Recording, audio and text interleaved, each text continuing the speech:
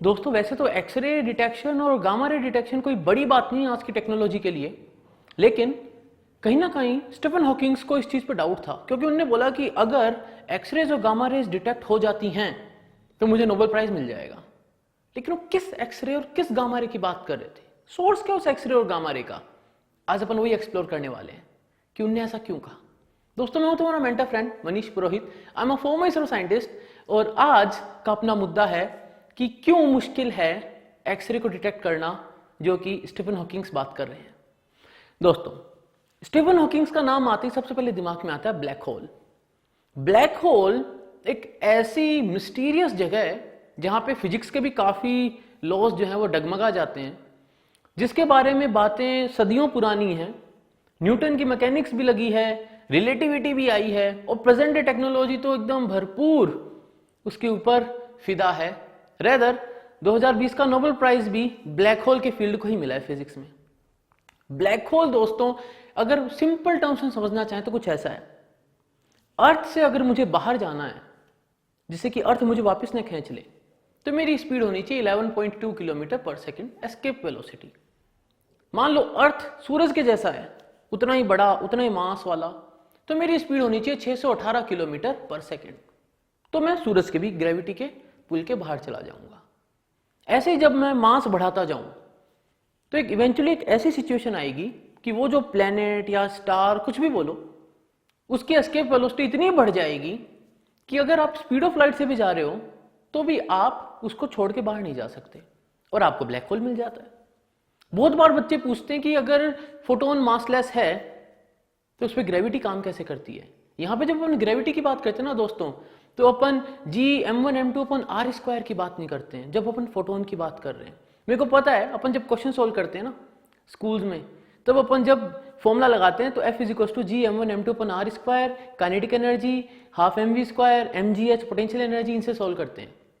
बिल्कुल बात सही है, तभी तुमको डाउट आ रहा है। लेकिन जब फोटोन की बात कर रहे हैं अपन, तो अपन एनर्जी को देखते हैं, अपन स्पेस टाइम फैब्रिक के टर्म्स में बात करते हैं। वहां पे जब फोटोन से डील कर रहे हैं ना अपन, तो अपन कंप्लीट डेफिनेशन वो यूज करते हैं जो रिलेटिविटी ने बताई है। ठीक है, इसके ऊपर मैं ऑलरेडी एक वीडियो कर चुका हूं। अब आ जाते हैं अपन वापस अपने ब्लैक होल पे। तो मेरे पास एक ब्लैक होल है, एक ऐसी जगह जहां से लाइट भी बाहर नहीं निकल सकती। तो फिर स्टीफन हॉकिंग्स किस रेडिएशन की बात कर रहे थे, और रेडिएशन होगा क्यों, और अगर रेडिएशन होता है तो फिर ब्लैक होल नहीं बचेगा, क्योंकि ब्लैक होल तो वो जगह है जहां से कुछ भी बाहर नहीं आ सकता। तो रेडिएशन अगर बाहर आ गया तो ब्लैक होल नहीं है, फिर तो वो कोई बहुत मैसिव मास है जो थोड़ा बहुत रेडिएशन छोड़ रहा है। अपन इसके पीछे की कंडीशंस और मिस्ट्रीज जो है उसको आज रिजोल्व करने की कोशिश करेंगे। दोस्तों स्टीफन हॉकिंग्स के मन में बात आई क्यों? स्टीफन हॉकिंग्स के मन में बात इसलिए आई क्योंकि कहीं ना कहीं एंट्रोपी नाम की एक चीज जो है वो ब्लैक होल से रिलेट हो गई थी। वो कैसे रिलेट हुई? वो कुछ इस तरीके से रिलेट हुई कि जब ब्लैक होल, मान लो दो ब्लैक होल हैं, और वो जब एक दूसरे में मर्ज होते हैं, तो उन ब्लैक होल का जो इवेंट होराइजन है, यानी वो पॉइंट जिसके बियॉन्ड अगर आप चले गए तो ब्लैक होल आपको गल्प कर जाएगा, उस पॉइंट तक फोटोन ब्लैक होल के चारों तरफ घूमेगा। उस पॉइंट से आप इधर हैं तो ब्लैक होल आपको कुछ भी नहीं कहेगा, आप बाहर निकल के आ सकते हो if you have sufficient energy with you. तो अगर दो ब्लैक होल एक दूसरे में कंबाइन होते हैं, तो स्टीफन हॉकिंग्स के मन में बात आई कि हो सकता है कि इनका इवेंट होराइजन का जो एरिया है वो काफी बढ़ जाए, और उसको रिलेट कर दिया गया एंट्रोपी से। एंट्रोपी का जो कॉन्सेप्ट अपने आता है वो होता है थर्मोडायनेमिक्स में। हाँ बिल्कुल, क्लास 11th में हमने जो थर्मोडायनेमिक्स आती है मैं उसी की बात कर रहा हूँ, और वो एक लॉ के फॉर्म में है। सेकंड लॉ ऑफ थर्मोडायनेमिक्स कहता है कि अगर कोई भी इरिवर्सिबल प्रोसेस है तो एंट्रोपी बढ़ेगी। तो अगर कोई चीज ब्लैक होल में जा रही है तो ऑब्वियसली इरिवर्सिबल प्रोसेस टाइप भी प्रोसेस है, तो एंट्रोपी बढ़नी चाहिए। यानी अगर मैं एक बहुत बड़ा बैलून लेता हूं अर्थ के जितना बड़ा, उसको फिलअप कर देता हूं गैस के से, और उस बैलून को ले जाके मैं ब्लैक होल में डाल देता हूं। ब्लैक होल के अंदर अगर एंट्रोपी का मुझे कुछ पता ही नहीं, तो मैं ये कह सकता हूं अगर ब्लैक होल की एंट्रोपी अगर मैं जीरो बोलता हूं, मान लो मेरे को नहीं पता, मान लो जीरो एंट्रोपी मानता हूं, तो यहां तो प्रोसेस की एंट्रोपी डिक्रीज हो गई, तो यूनिवर्स की एंट्रोपी कम हो गई। एंड थर्मोडायनेमिक्स इस चीज को बिल्कुल भी अलाउ नहीं करता। तो क्या किया जाए? वहां पे स्टीफन हॉकिंग्स ने सोचा कि there has to be something, कोई तो एक मिसिंग लिंक होना चाहिए। दोस्तों अगर कोई चीज के पास एंट्रोपी है तो उसके पास टेम्परेचर होना जरूरी है, और वहां से रेडिएशन आना जरूरी है। जिस रेडिएशन की स्टीफन हॉकिंग्स बात कर रहे थे, वो जो रेडिएशन है उसका नाम ही हॉकिंग रेडिएशन है। वो रेडिएशन माना जाता है कि ब्लैक होल से आता है। इसको अपन थोड़ी सी क्विकली अगर समझना चाहें तो कुछ ऐसा है कि क्वांटम फील्ड थ्योरी के अकॉर्डिंग वैक्यूम परफेक्ट नहीं हो सकता। परफेक्ट वैक्यूम का मतलब यह है कि वहां पे कुछ भी नहीं हो, कोई भी फील्ड ना हो, कोई भी पार्टिकल भी नहीं हो, कुछ भी नहीं हो।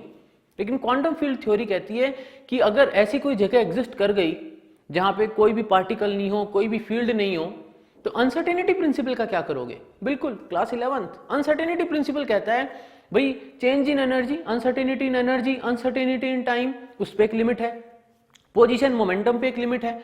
लेकिन अगर कोई ऐसी जगह है जहां पे मेरे को फिक्स पता है कि इस टाइम पे यहां पे किसी भी क्वांटम फील्ड की अनसर्टेनिटी जीरो है, क्यों? क्योंकि वहां पे फील्ड ही नहीं है, उस फील्ड में कोई चेंज भी नहीं है।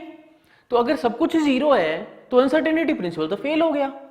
तो बात मतलब ये हुई कि अनसर्टेनिटी प्रिंसिपल ये कहता है कि कहीं भी क्वांटम फील्ड जीरो नहीं हो सकते, यानी परफेक्ट वैक्यूम नहीं हो सकता, कुछ ना कुछ होगा। इसी चीज को बेस मान के स्टीफन हॉकिंग्स ने बोला कि अगर ऐसा है तो मान लो एक पार्टिकल और एंटी पार्टिकल का पेयर जनरेट हुआ रैंडम उस क्वांटम फील्ड के कारण, वो अलग हुए और थोड़ी देर बाद खुद वापस टकरा गए। अब ये जो चीज है ये ऑब्जर्वेशन में काफी बार आई है, कैलकुलेशन में काफी बार आई है कि हाँ ऐसा होता है, पार्टिकल एंटी पार्टिकल, इलेक्ट्रॉन का पॉजिट्रॉन बनता है, ये हो गया पार्टिकल एंटी पार्टिकल। तो ये जो पार्टिकल एंटी पार्टिकल इंटरेक्शन है इसमें एनर्जी इन्वॉल्व है, और जहां एनर्जी इन्वॉल्व है वहां पे मास इंटरेक्शन आ जाता है।